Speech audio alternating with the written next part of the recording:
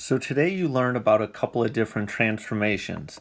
You learn about a reflection and then a composition where you combined different ones, such as a reflection and a translation within the same problem. So if we think back,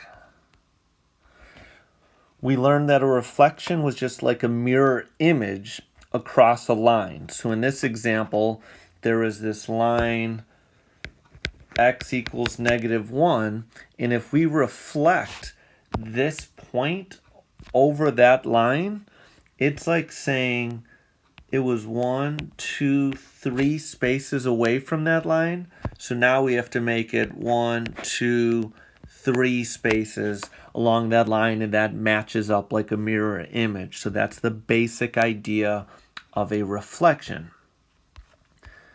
Then we jumped in and kind of reminded ourselves of vertical lines and horizontal lines. We remember the phrase vuxoi, where a vertical line has an undefined slope and it's an x equals equation. Oi is a horizontal line with a slope of 0 and it's a y equals equation.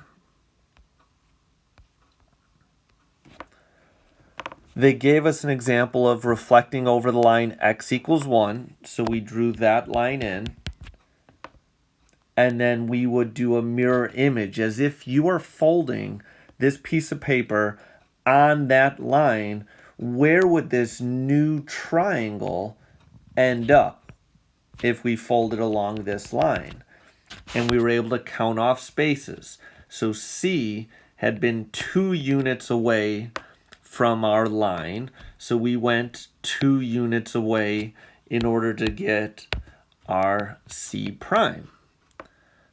Our B was 1, 2, 3, 4 units away from our x equals 1 line, so then 4 units away gave us our B prime, and we did the same thing for A to get A prime, giving us our new labeled points for our new triangle.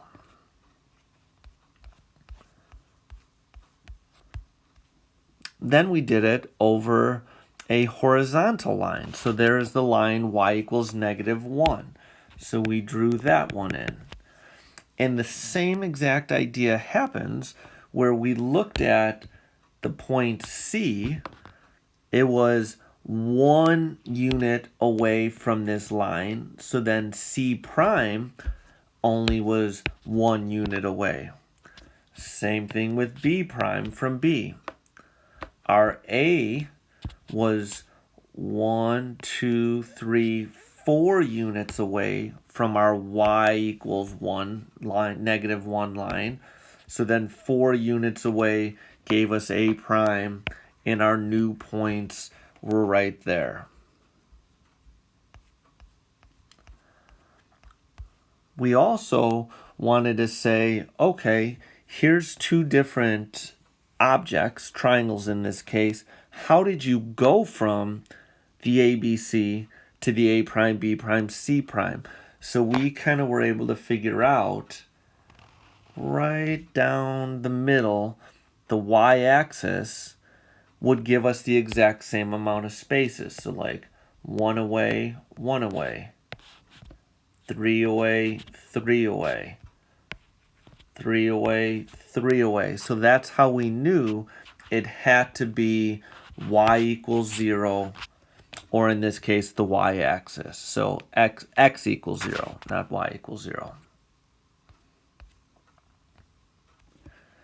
We learned that you can also reflect over a line that's not a whole number. So directly, if we looked at from C to C prime, it was a total of 1, 2, 3, 4, 5 spaces. So directly in the middle of that would be 2.5. And that's how we got the line y or x equals -1/2, because 2.5 units that way or 2.5 units that way would be directly in the middle. After we did some reflections, we saw compositions. And we knew that that's when you combine two or more different transformations. For example, you might reflect, then translate. You might translate, then reflect. You might reflect multiple times over multiple lines and then translate. You could do any sort of combination there. If we take a look at one example, we can see says reflect over the x-axis. So that's our first step. So we're going to go ahead, draw a line for the x-axis. Right there. So reflecting it, if I look at C, it's 1 unit away from that line. So 1 unit away will give me my C prime.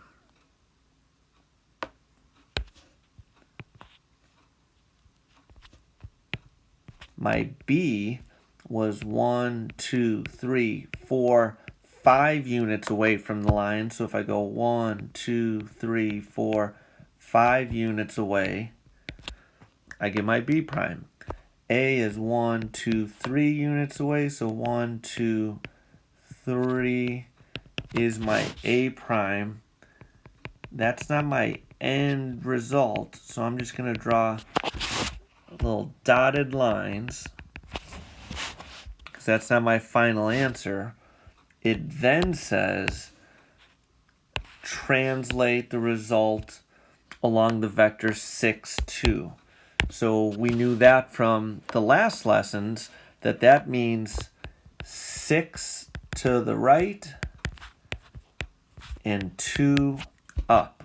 So if I take my C point and go C prime, go 1, 2, 3, 4, 5, 6, and then up 2. That is my C double prime. My B prime, I move 1, 2, 3, 4, 5, 6, and up 2. So that's my B double prime. And then A prime moves 6, 1, 2, 3, 4, 5, 6, and up 2. That's my A double prime. That's the actual triangle that we want to talk about. So I'll go solid line. And those points end up at 0, -1. 1, 2, 3, 4. 4, -3. And then C prime was at 1, 2, 3, 4, 5, 1.